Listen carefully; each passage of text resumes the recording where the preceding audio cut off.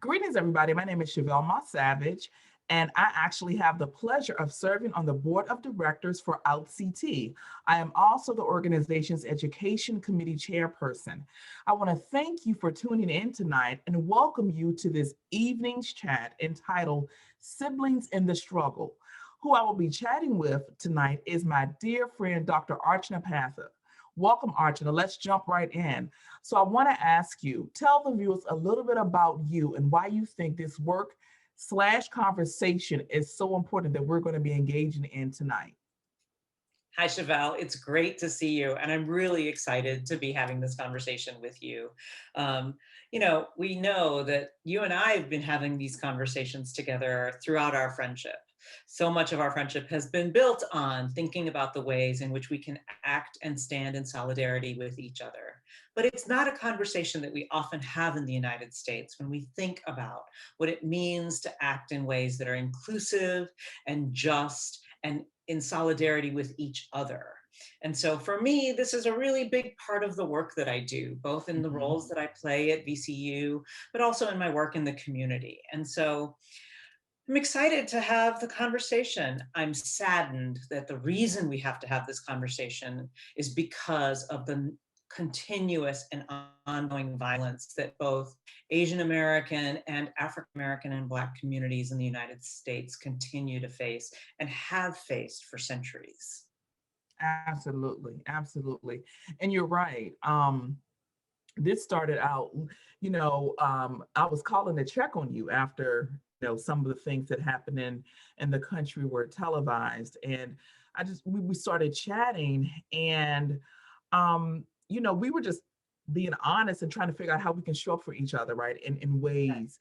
And just like in the same vein, just like when there were, there was violence against the Black community, right? How you called and checked on me and sent me text messages and was like, hey sis, are you okay? Are you all right? If you need to chat, how can I show up for you? So I love the fact that we're able to have an intimate conversation with friends and kind of model like what that looks like to even start this work, right? Even something as simple as having a conversation is so important, right? Because you recognize that you're seen and you're heard, right?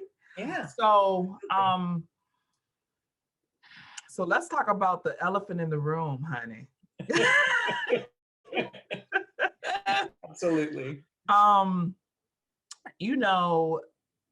The reason why I wanted to have this, and by no means am I the expert here because I don't identify as a member of the Asian community and all of those intersected identities within that community group.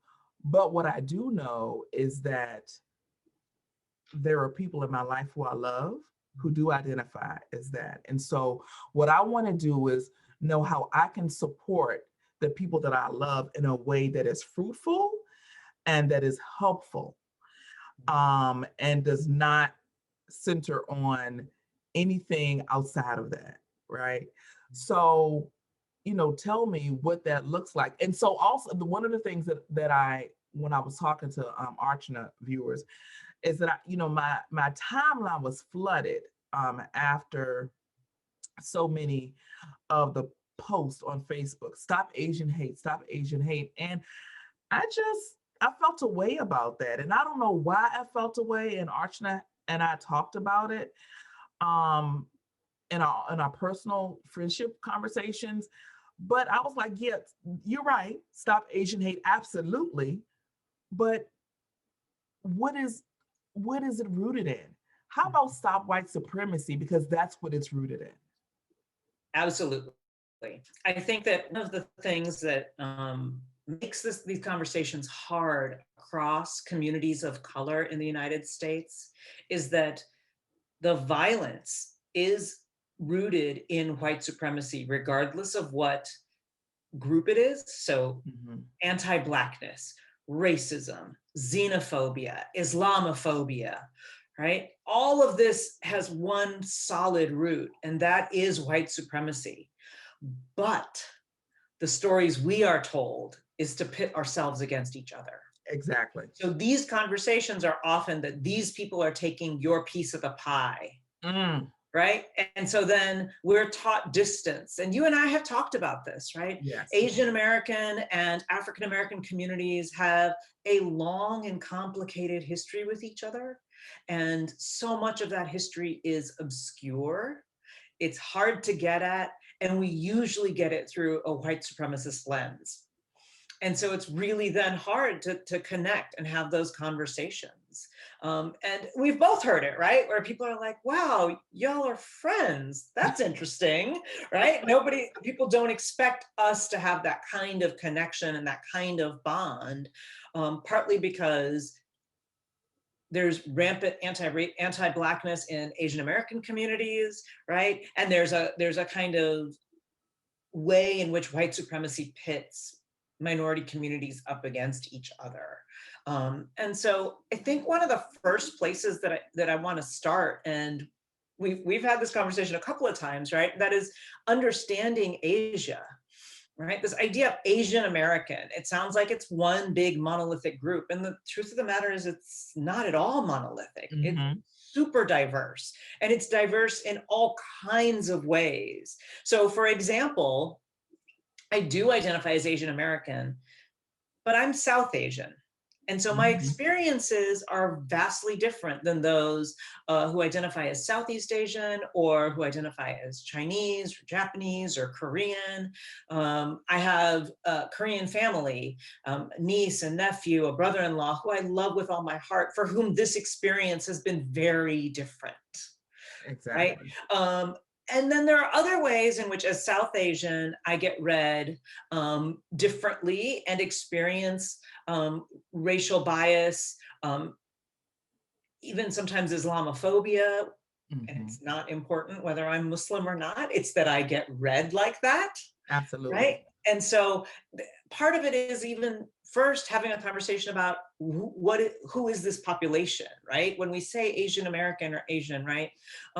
So many of these people, the people who fit into that big umbrella, that huge bucket, come from very, very different cultures and communities. And, one act of solidarity is know your people. Exactly. Recognize them, call them by the names they know themselves to be. We should be at a point in this country where we can identify people and be able to say, oh, that person is Asian American. And by that, I mean they are Korean American. In the same ways that we've learned some of that language around calling somebody African American or Black, learning to ask the question, understanding the nuances of that. And I'm by no means saying that everyone in the United States does that, right? But we at least have some more, I think, public conversations about that. Right. And so I think one act of solidarity definitely is learn about those communities, understand that they're not all just immigrants, or what Asian American studies scholar Lisa Lowe calls perpetually foreign, right? There are families that have been here, Asian American communities that have been in the United States. There are fourth, fifth, and sixth generation in this country. And people still look at them and say, oh, where are you from? And that's my favorite question. Oh my God. Talk about a microaggression, right? Right. Where are you from? You like California? No. Where are you from? No, right. California. No. Like, where are you from? You like, come on now. Yeah. Stop That's it. Right. So I mean, and so that's one of the things that I think is important. I really appreciate that. So Archana, so when we were having this conversation, you shared with me an article, right? Which actually we need to shout that article out. If you could shout that out. That's right. So I do, thank you. I know, and you told me this right before we went live. Don't forget to mention the article. And yet here we are. This whole conversation and the title of our event is based on an incredible article that came out recently called Siblings in the Struggle. And it was written by it's an article called Black and Asian Feminist Solidarity Letter, written by the Black Women Radicals and Asian American Feminist Collective. And it was a conversation about the fact that we have to break through the white supremacy that tells us that we are not in a struggle together, that we are not Exactly. siblings in this struggle, that we are not dealing with the same things. What happens to you, the injustice that happens in African American communities is the same root injustice that we are Mhm. experiencing with Asian American communities. And I want to be real clear, it's not new, right? It's not new for any of us. No, It's it's not, not. yeah. It's not. This conversation, this conversation has been going on, and and I always say that even when we talk about the actual convers the not the conversation, well, yeah, the conversation about the unrest and the racial unrest with the Black and brown communities or whatever, and that how the uprising has come in such a way. The reason why that has happened, because it's been going on for years, Mhm. right? This is not anything new. The brutality against Black and brown people when it came to police officers, not anything new, but because we were at a standstill because of the pandemic, and because a lot of our interaction was through social media, we were actually able to kind of like take it in and soak it in, and it hit us differently. Yeah, It hit us differently. And yeah. we were like, what can we do? But this Mhm. is not new. No, it's It's not. it's definitely not new in the Black community, and I know that this is not new in the Asian community. And Archana, can you like expand on that a little bit? Sure. So, one, we need to recognize that Asians have been part of the fabric of the United States since the 1800s, right? And some even earlier in small doses, but definitely since the 1800s. And so they've been around. And in fact, so many of the immigration policies that we have in this country today stem from virulent, violent policies against Asian immigration in the 1800s. We had the Chinese Exclusion Act in the late 1800s that was expanded into the Johnson Homestead Act so that it covered even more Asian populations. And in those times, they were particular about whether they let men or women come into the country.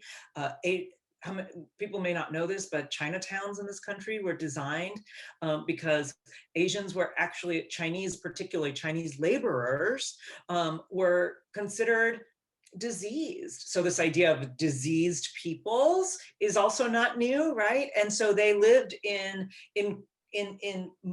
marked off spaces in Mhm, towns that were like actually had borders to them. So some of mhm, the Chinatowns in this country where you see those beautiful golden arches is a reclamation of, you marked us off and said this wasn't, you know, that we couldn't go past here. Well, we've now claimed these lands for ourselves. And so mhm. there's some beauty behind that, but it's also, it comes from it's an act of resistance and part of that history. And so we want to think like the Chinatowns.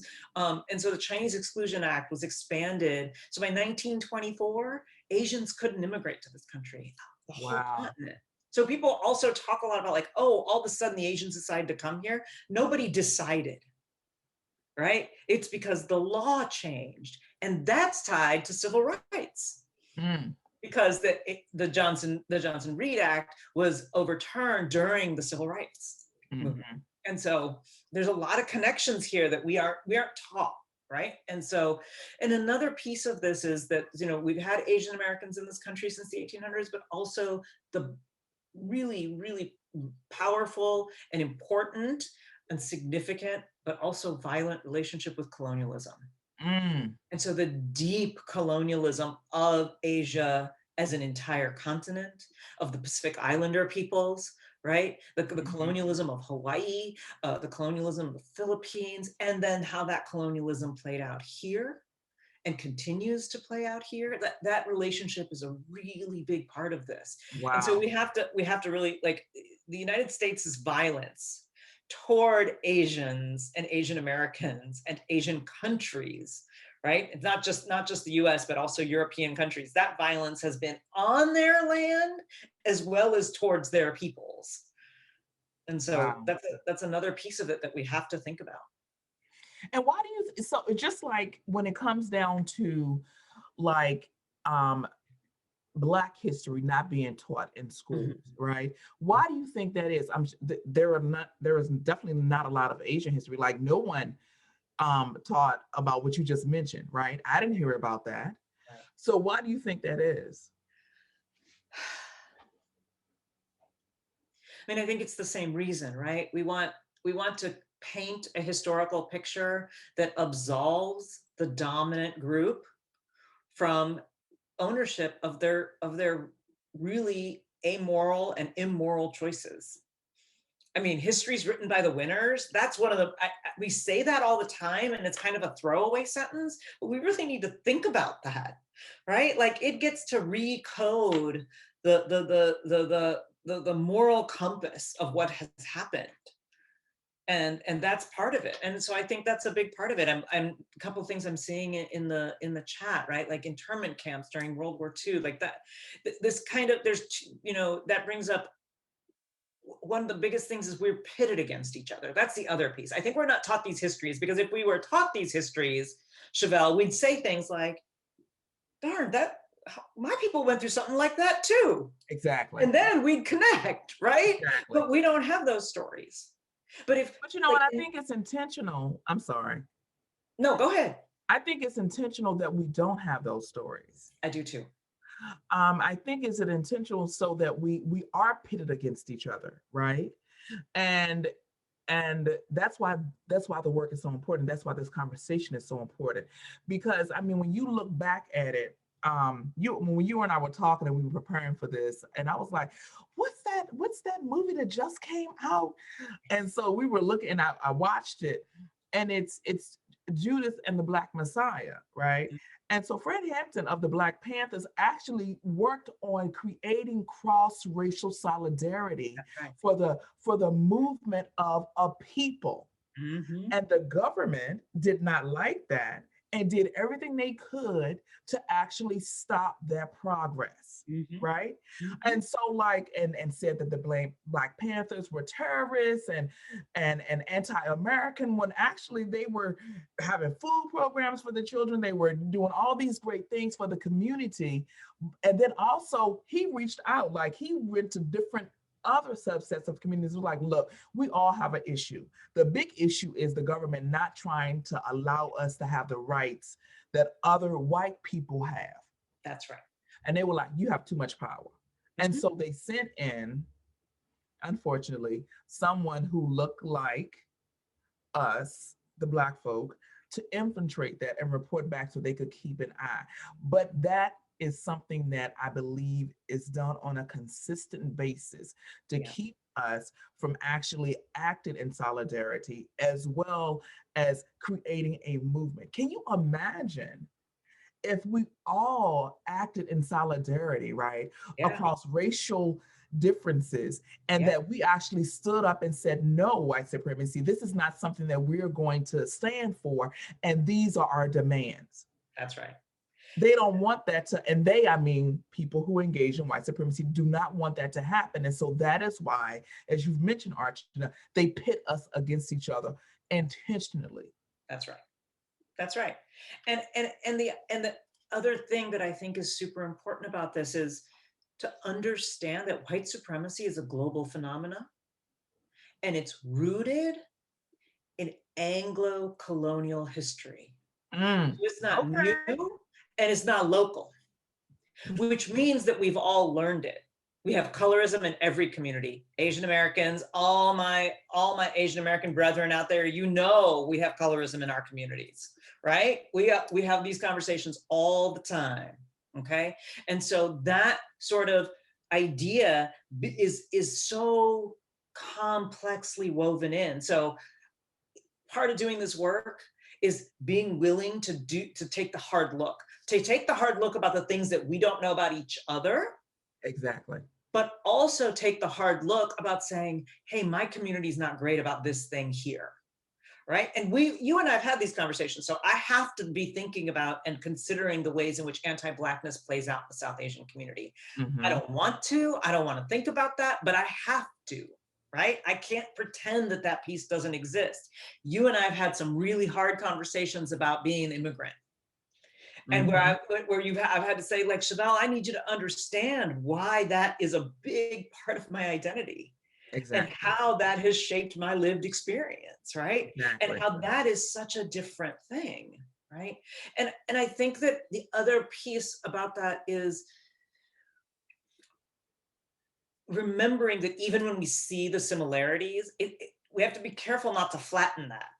So Mm. it's not, I want to be So real careful. Like, expand on that a little bit when you say careful not to flatten that. so I don't want to flatten and say, I get it. I know what you're going. Oh, okay. I don't want us to think it's not that, right? It's the fact is that there are so many shared threads of how power has been used against our communities, and we can definitely Mm-hmm. connect around that. But I also know that I do not have the history you have. Mm. And I can never try and say that that's the truth, right? Like that's important too. And so I think it's about the willingness to have the hard conversation in a more complex way, Yeah. right? Yeah. And something that when you said, not, like, oh, I can understand, and I get that. And I think a lot of people don't even realize that what they're doing is kind of like devaluing your lived Right, experience. And I right. don't believe it's intentional. I just think that it's a point of like, oh, that sounds familiar to me because I've also had some of those lived experiences. So I understand what you're going through. And that's not true, right? Because you don't. I don't know what it means to be someone who identifies um as Asian. What I do know what it means is somebody who identifies as Black and what that looks like, right? I also know that even of thousands and thousands of hundreds of years of us being an enslaved people and what that looked like, and people who were in power and in charge of us, you know fetishizing certain parts of our body, our anatomy, and all of that. Oh yeah. And I know I'm quite sure that that's just not something that happens in the Black community. I'm sure that that also happens in the Asian community. Well, and this is this is a big part of the hard, what's so hard about what happened in Atlanta, right? So when you and I were talking about this, when we talk about anti-Blackness in the United States, there's kind of like a way we know that, right? Like there's a like and because it's real and it's how people have been treated, but also because we have an ability to categorize, in certain ways. We think about like especially the young Black boy, right? Hmm. And how he is read and coded as dangerous, and Hmm. the threat and all, right? And then that, and how that's kind of like a rallying cry around how we understand anti-Blackness, right? In the same way as when it comes to anti-Asian sentiment, it is about the kind of sexual demonization of the Asian woman, right? I mean, that's been around since colonial times, right? Hmm. Like that Hmm. kind of sexualization, that hypersexualization, the exotic Asian woman. Even the person who did the shooting, made the comment about it's a sex addiction, like as though these women are so powerful that they've just like made this person so addicted, right? Like, and that gets into a whole different kind of component of patriarchy and misogyny. But I think the idea, we have to recognize that these crimes against Asian American communities, right, is almost always against women in service industry, Hmm. Hmm. right? So there's a part of that is the taking our jobs discourse, Hmm. Hmm. right? Hmm. So there's that, and it's often against the elderly, and that is, I think, the thing that's the hardest to live with, right? I mean, it's always hard to live with this violence, but so much of these crimes are against elderly Asian folk, parents, grandparents, and I'm not sure what that's about. And some of the stuff I can really talk about from a analytical, academic space, and some of it I still don't know how to wrap my head around it. Yeah. One of the things that when I was growing up, you know, um, dark skinned Black girls, we came back in style about maybe 5 years ago. Okay. we want in style my whole entire life. Okay. No, just I'm yeah. I'm gonna go ahead and just name that because you're right. Colorism is real in so many different subsets of communities, but definitely in the Black community, right? As being a dark-skinned Black woman, I understand what that looks like. So I've always had full lips. You know what I'm saying? I've always, had darker skin, and so um, I was teased because of these full lips. I was called all kinds of things that were hurtful for a young Black girl growing up and trying to create my identity and what that looked like, right? And also, I didn't see a lot of representation of me in the community, like on television and Right. things of that nature. And if I did see representation of Black people, it was very fair skinned Black people or very a certain kind of Black person, right? And definitely not a queer person, because I Mm. mean that's something that also we have in common. Like we are both queer identifying, right? And Chad, that's a whole nother Oh conversation. yeah, yeah. we're not even gonna talk about that because that's a whole bunch of stuff when it comes to just having to navigate what that looks like as a culture. But Yeah. anyway, now because white supremacy says, oh, your lips are fantastic, so Mm. we're going to get implants to make these lips bigger. Yeah. We're going to Yeah. get implants. Like I've always been a hippie girl, right? we're Mhm. going to we're going to create ways for me to also have those hips that you have naturally and that I was teased for, right? Of being like a big girl or something like that. So I mean, Yeah. so these things are like the backdoor compliment, like you're pretty for a dark skinned girl. Mm. Can't say I'm pretty. Why you gotta stop? Why you gotta keep going on that part? So I mean, those are some of the things that I dealt with. Can you share some of the things that you Yeah. also had to deal with as well? I think, one really common one, and I didn't get this as much. It's interesting, partly because I think I'm South Asian, but also because I am more indigenous looking, Mm-hmm. Mm-hmm. more immigrant looking, and Mm-hmm. also dark skinned for my community. Mm-hmm. Okay. So I think there's a little bit of that. But I think one, the exotic, subservient Mm. kind of thing. I remember this person I was dating at one point was like, it's fascinating. It's like you can read my mind.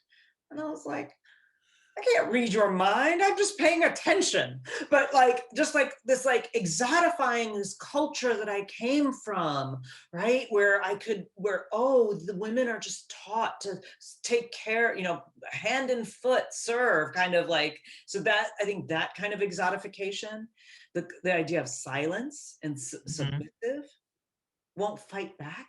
I think that's Mm-hmm. another big piece of it, you know? Um, I'm kind of also eyeing the chat. I think one of the things that people are talking about is the elders and what brings the Yes. elders into. And I think that I agree with a lot of those comments that there is some sort of resentment component about communal family structures, and Mm-hmm. that was absolutely like eradicated through enslavement. Mm-hmm. Right? So those Absolutely. communal family structures existed in African families too, and it was eradicated through enslavement. And I think that maybe that has a lot to do with it. But that's another piece. So that it's the exotic woman, but not just exotic differently than sort of the Jezebel trope, right? Mm-hmm. This is the geisha trope. And so the geisha trope Mm-hmm. is quiet, literally mute. Okay? Diminutive, tiny.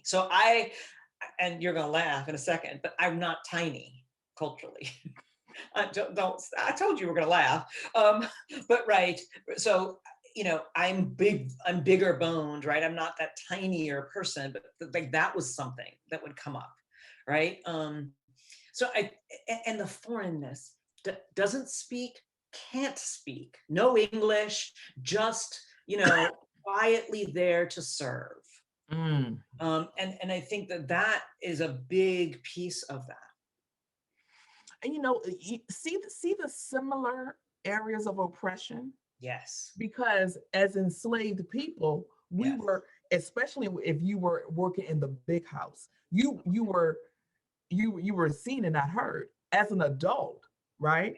As Yeah. an elder, you're like, you're older than these children who are calling you by your first name, which is Mhm. problematic. All Right. right. If you're younger in the Mhm. Black community, don't call me by my first name. We're not friends. All right. Um, but then, or you were being called a name that definitely was not yours, right? You were being called the N word, right? You Right. were being by children. Yeah. So they were bred, Yeah. right, Yeah. to actually say, no, I'm better than you Yeah. as an adult. Yeah. But then I also have to show up in a Yeah. way that I take care of you. So Yeah. then also like that mammy component, right? And that's rooted in white supremacy. Like we have to constantly take Care care of. of, Yeah. of others Yeah. and push down whatever is going on with us, our pain, our trauma, and all of that. And I don't even think sometimes we realize, Archana, how much it is an ingrained thing in us to take care of others. Yeah, yeah. I think that, yeah, as you say that, I'm thinking about like part of that is the model minority myth. So I think Asians and Asian Americans in this country really got framed as like, oh, you know, you're the better immigrant.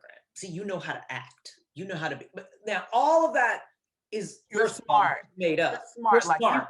you We're must good be at, really yeah. good at math. We're Like good at all math. those Yeah, all stereotypes. that. But part of, I think, so there's layers to that. First of all, it's an absolute myth. Okay.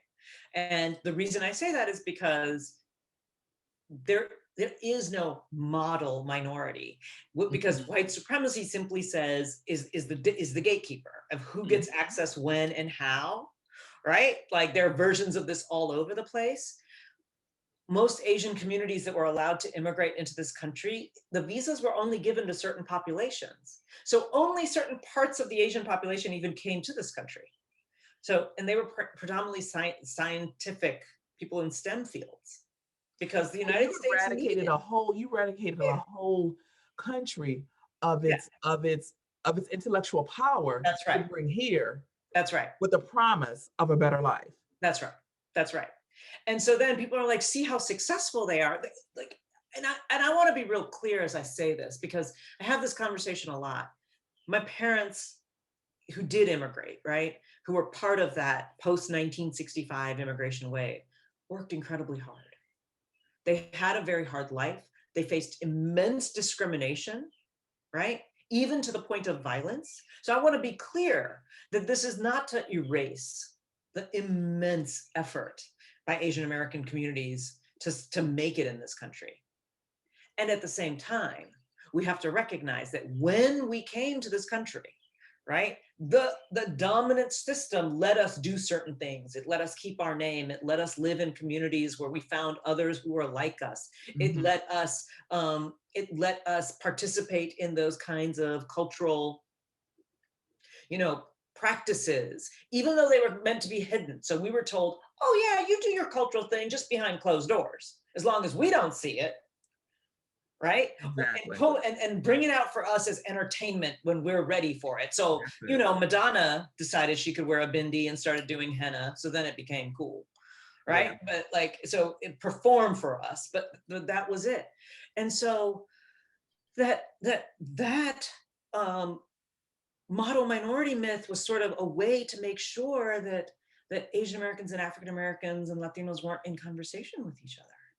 Yeah. So Asian And Americans were like, look, just don't be like those folk over there. You'll be all right in this country yeah. I mean, and without any context. even when we're talking about African Americans, right? Mm, Like I don't identify as an African American, I identify as a Black person because yeah, I am, I was born here. And so even I look at that as a form of white supremacy. Like, okay, so you're African, and I mean you're derived from Africa, so that's it. But let me tell you, some Africans do not want to claim us as they like that's right. you're not you weren't Because, born in our country. well, it's intersectionality, right? Exactly. Because it's about immigration, it's about migrational generation, right? There's Exactly. all kinds of things around that. And I think that complexity and diversity gets lost all the time. And part of losing it is a way of making sure we never see, right, the power of these Some of the communities. things, some of the I want to read a couple of things from the chat, but some of the things that people are saying is that the assumption that we all know kung fu or some kind of martial art, the assumption that we're super awesome with math, Yes. assumption of not speaking English, and then MT Savage Archana, people still do not know the diversity of the term Asian. Not at all. And Asian is a misnomer term. It's a continental reference, right? Mm-hmm. It's a shared misnomer process that happened with African Americans, because Africa is also a continent. Okay. Exactly. So do you see how intersectional the oppression is? Yeah. And how that is rooted in white supremacy, because so many things are so similar and in our lived experiences. That's However, right. A lot of times when we're having conversations with folks, right, who are engaged in this kind of work, you try not to get bogged down in oppression Olympics. Like, well, yes. You think you had it bad. Well, let me tell you about me, and so, and trying to be supportive, of all intersecting identities and all people who show up in all the different ways. At the end of the day, once again, Oppression Olympics is set up to pit us against each other. That's right. That's right. And it's just not Asians and Blacks, right? Mm-hmm. It's like Black and brown folks. It's like all like Latinos, like all yes. of us yes. in some shape, form, or fashion have been pitted against each other, not by each other, but by the systems in place of oppression. That's right. That's right. And so that's why we have to start debunking these myths within our own communities and with each other, right? So the model minority myth, the idea that these populations are just inherently better at certain things, is problematic, because it's which people were brought over who were allowed to do what kinds of things, mm-hmm. right? And the damage it does both within the community, but also outside of the community. So as an Asian person who was not good at math or science, right? This was a problem. Like, just personally, like it was an immense amount of struggle because one, the learning system, being in school was hard. My teachers didn't understand. They didn't know what to do with me because I wasn't good at those things. But I also had a lot of family members for whom they understood that the thing that even allowed them into this country was math and science. So they were worried. They weren't pressuring me because they wanted, they only believed that was what you should do, but they were worried. They were like, this is how we got here. And if you don't do this, how are you going to stay and succeed? What is your place going to be in this country then? Exactly. Right? And so it was about worry and fear. And so it's all that kind of fear. And in the same way is also taught, y'all are good people. You work hard. So that's why you were able to advance have social mobility within a generation. Yes, but we also came with terminal degrees, some which didn't count. And I want to be real clear about that. So this is important because this is a lot like the invisible knapsack idea. So, for example, a lot of people who came from Asian countries, their higher education didn't count in this country. People literally who are trained as doctors and dentists and engineers were told, we don't believe that college degree. So as far as we're concerned, you have a high school diploma. Absolutely. That's shattering, right? But because they had been through school, right, they had that skill set. They had moved through a colonial educational system. So they were able to access some of that information, some of that knowledge, right? And then they were able to utilize that to figure out how to work the system here in a certain way and find their way. So it's a both and. That push-pull is really important. It's like, it was super discriminatory and really violent against Asian Americans, but it also had its advantages, and that's just confusing. Yeah. One of the things that is in the chat is that if we're all fighting against one another, we'd be too busy not looking at what's being done against us. Yeah. Exactly. That's the reason. That's why we're having this conversation, because that's exactly what they want us to do. Yeah. And then Teresa said, me neither, Archer, not good at math and science, and I grew up with so much internalized oppression and colonial mentality. Yeah. Exactly. It's just like when you have people who identify as Black, right? Who actually go to get, go to Yale or go to like these Yeah. wonderful, or Harvard. And it's assumed that it is a diversity admission, Right, or that, right, that they're less qualified. or that you have some type of skill set, usually in sports, because that's a stereotype, Right, right? And right. that's why you were able to get a full ride. Mhm. And so even with that, setting that up and not recognizing, and you're right, because before I was a third passer, I worked in higher ed in different positions, and I was a domicile officer. And so part of that, and a transcript evaluator. So part of that was that I would evaluate transcripts coming in and administer credit based, to the academic record.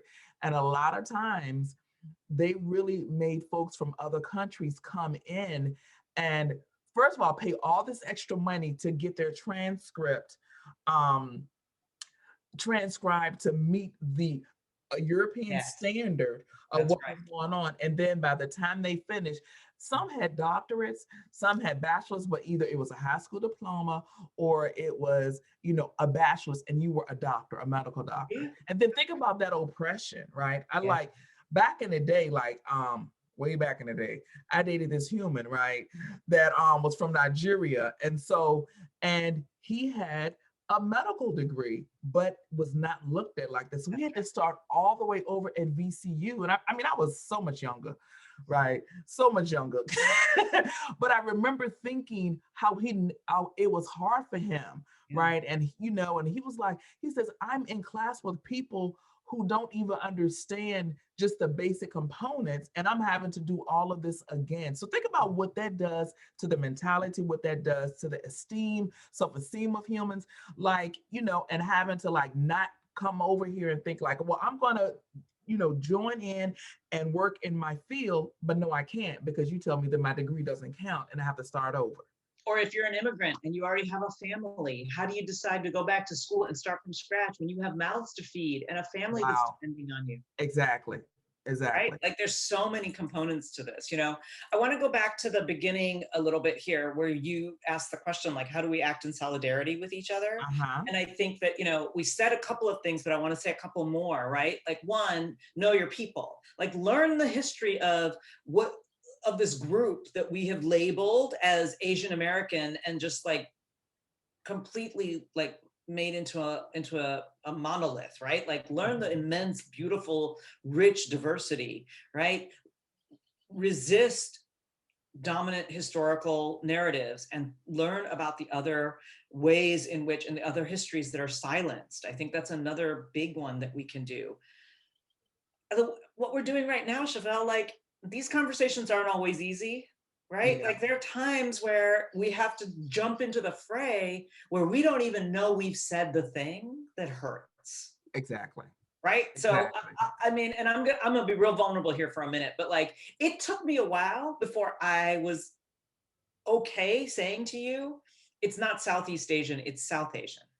Mm-hmm. Now, that's not just about you. It's also about me because that's a correction I've had to make my whole life, all the time, right? Because people don't get it, people don't know, and that's hard. But at some point, I was like, Chevelle loves me, I do. and I'm not letting her show me the respect I know she feels for me when I don't help her see. Exactly. Right. And so that was a big part of it. It's like, there's a reason that you don't know that. And it's Exactly. not about you, it's about a system that doesn't want you to know that. So we have to undo that. And I'm positive that that goes the other direction where I have done or said something and you've been like, damn it, I'm gonna have to say something to her. Oh, I just cussed on Facebook, sorry. But it was Child, in your listen, voice, Chevelle. it's 7:45. We all right. So no, and you're right. You're so Yeah. right, because you know, one of the things that um, when we were chatting in our conversation, I was like, sis, let me call and check on you, see how you doing. But also too, like some of those ingrained stereotypes that white supremacy actually pits us against, or tries to put us against each other, sometimes gets in the way of us having cross-racial solidarity. That's Some right. of the same, like you've named different components of isms that you and your family have Yeah. faced Yeah. that I also can understand and Yeah. recognize, right? Yeah. Now, I'm not saying my lived experience is your lived experience because it is That's right. not. That's right. However, at the end of the day, what I do know is that there are so many things that make us similar that actually that don't that are less than make us separate, right? Yeah. So, but that's not something that folks talk about. That's And right. even when I was sharing, I was like, listen, I struggle with having this conversation with you because I wanted to check in. But once again, like you said, the model minority, right? I'm Yeah. like, listen, sis, like y'all out here doing things where it's, and sometimes, Black people are not looked at in the same way, That's right. right? Like, I remember, when the racial unrest first started, and I used to initially like the years of stuff. When I hear all these things on Facebook, it's like, well, you know, white folks, if you tired of hearing about all of the racial stuff that has been going on, think about the people who have to live with it, right? And that's true, right? That's true. But I remember when first things first started happening, like with the Trayvon Martin, and you know how long ago that was, and all that. And I was thinking, having to have to talk with my son, who is a dark skinned man, living in an area that is populated. He lives in Nebraska. Like it's like, listen, you can. It's not as diverse. It's not that diverse. But anyway, having that conversation with them, but then also recognizing that it just doesn't stop with him. No, it doesn't. It stops with, it also incorporates Black people identify as women, Black people identify as trans, Black people and brown people identify as non-binary, and I always say that at the end of the day, listen, Black Lives Matter, absolutely. And that is great and that is fantastic. However, I think that sometimes we get, if an identity is not something that we closely associate with, we forget all of those identities within the Black, right, That's right. cultural component as a people. Okay. Dr. Tanya Pettiford Waits, who is the founder of the Conciliation Project, a amazing social justice theater group here in Richmond, Virginia, says it all the time. Consciousness is temporary. So our privilege, that's how privilege works. Privilege wants us to not see. Mm-hmm. It wants us to not see. That's what keeps it intact. And we have to push against that. And that has to be an intentional decision every day. And you know what? Someone, Teresa said, thanks for this vulnerability. Reminds me of wanting to correct people when they mispronounce my name all the time. Like, why do I care more about their comfort? Let me tell you something. Child, I always say, as a society, as humans, as a community, we have been raised, and that's some internalized stuff too that probably go back from my grandmama's mamas, right? Yeah. That we need to take care of other people more so than we need to take care of ourselves, and that their comfort is more important. People say my name wrong all the time. I used to hate the first day of school.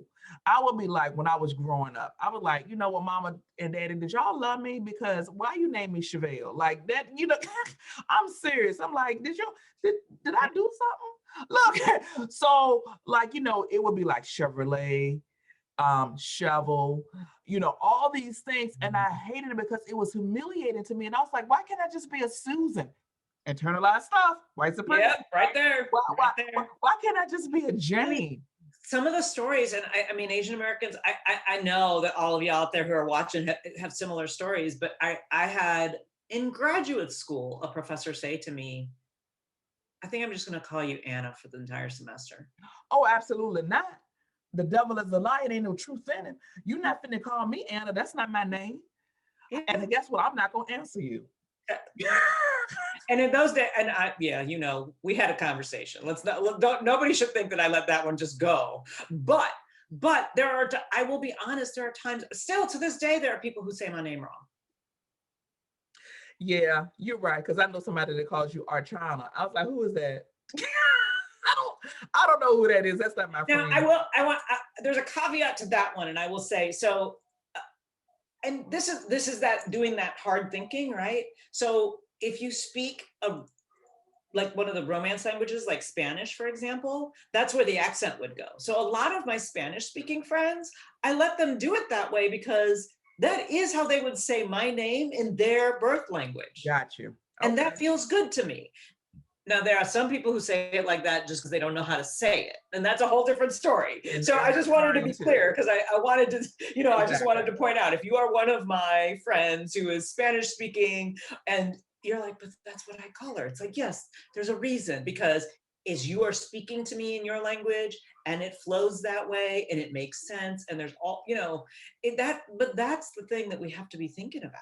Right. But and that's something that you said, the caveat of that, like everything is not, it is just not static. It is fluid. It is flowing. Yeah. It evolves. Yeah. And so that's something that we also need to keep in mind in having these conversations. They're going to change. They're going to flow. They're going to have different meanings depending on what the situation is. Mm-hmm. But one thing I can say, and we have like about 9 minutes left. And when I tell you this, the chat has been going on. We so I know. I'm trying to watch. And I know. We so love y'all doing that. Or what? Speaking of a name thing, when we talk about people that knew me before I got married knew that I was Moss, and so then when I got married, Moss-Savage. And for folks who don't know my story around that, when my spouse and I got married, it was not legal in the country. It was only legal in certain states. So I didn't want to have a commitment ceremony. I wanted to be married because that is what I wanted. And so we got married in a state. We got married in DC. And so I had to actually go petition the court for a name change, right? Because Virginia and the state that we were at did not recognize my marriage. So I had to go and petition the court for a name change. He had to sign an order. Then I got that order back, that I had to get a new Social Security card and all of that. So my name is important. Mm-hmm. So when you say your name is Chevelle Moss, that is not my name. No. My name is not Moss. It is not Savage. It is Moss-Savage because I had to fight hard for that name. And that name is important to me because it represents my union with my spouse. Yeah. And so folks take that for granted, and you don't have to navigate that. And then several years later, then it became legal in the country and you could do that, right, with no issue. But I didn't have that option. Right. So anyway, some of the things, MT said, so why don't people put an L in salvage? Chad, just like they put an L in salmon, right? It's salmon, but you got to take that L and put it in your pocket. Kyle Murray says, preach it. Alicia says, preach. Let me go up to some of the other ones that we may have. If we have a couple of minutes, if there's a burning question. If folks want to ask questions, throw it in the chat. Put it in the chat. There's a new message. My husband and I named our children white sounding names to help give them. Yep. You know what? Let me tell you something, Kim. That's say it, but I did too, because I had such a struggle when I was growing up with Chevelle, right? Mm-hmm. That I named Brandon, and I also didn't want him to be profiled. How many white Chevelles do y'all know? It ain't that many. I think it's none. Correct me if I'm wrong. This is going on the intranet. So if there is a white Chevelle, I'd love to meet you. But anyway, so I was like, I don't want him to be profiled. I don't want him to I don't want his application to actually end up in the circular file, right? Mm-hmm. So his name is Brandon Chadwick Sloan. Now listen, each one of his names has a meaning. So don't judge me, but intentionally I did that because I didn't want him to have to face some of the oppression that I faced just with something as simple as a name, Archana. Well, and I think it's interesting because so that's another form of the kind of racism where people tell us, they're like, you should embrace your culture. It's like, well, when I embrace my culture, it costs me something. So maybe I'm taking care of myself. So I'm going to say to you, Kim, you did what you had to do because you understood the struggles and you knew there was enough in place that your children would have to face. So you found a way. Like that's part of it, right? Like you don't push And people are like, oh, why don't you wear your traditional costume? And well, first of all, it's because you called it a costume. And Y'all I can't get see asked my all the face. time. Y'all, when you see, y'all, when we on speaker view, when Archana said something, I'm like, Yeah, so like traditional costume to work. And it's like, well, one, I am wearing my traditional costume to work. I have white people clothes on. So there's my costume.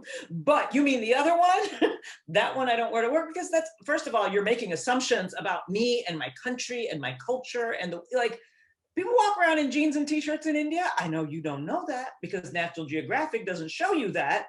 come on. But it's true, right? But also, like, I get to practice my tradition and I get to be in my Indianness in the way that feels right to me. Nobody else gets to dictate that for me. Exactly.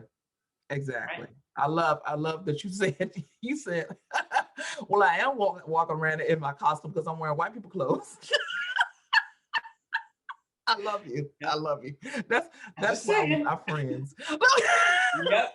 Yep. And so just for me to know when I get dead name after transitioning, exactly, and get male in my dead name, it's like fingernails on a blackboard. Absolutely. Oh, hey, Jan. Yes, Archer, the cost is part of it.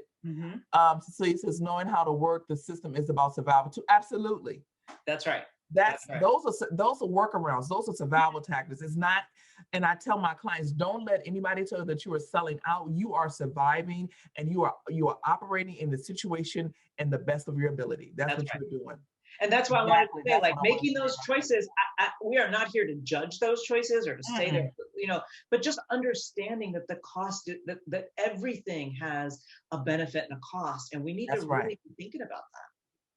Yes. Watching our time. Everything has a benefit and a cost. Yep. We have about 3 minutes left. Let me tell you something.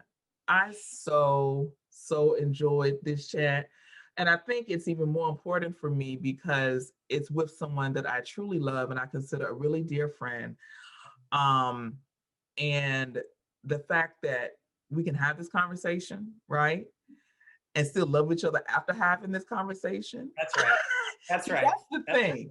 Yeah. That's the thing, right? Respecting each other's experiences and our intersecting identities and still saying, I see you, I value you. How can I show up for you? Dale Rogers, y'all are such a beautiful representation of two humans who have overcome the struggle of social injustice. How can we ensure, regardless of orientation, gender, and race, that we consistently create space for these conversations to continue across all avenues in our community? Accountability and vulnerability.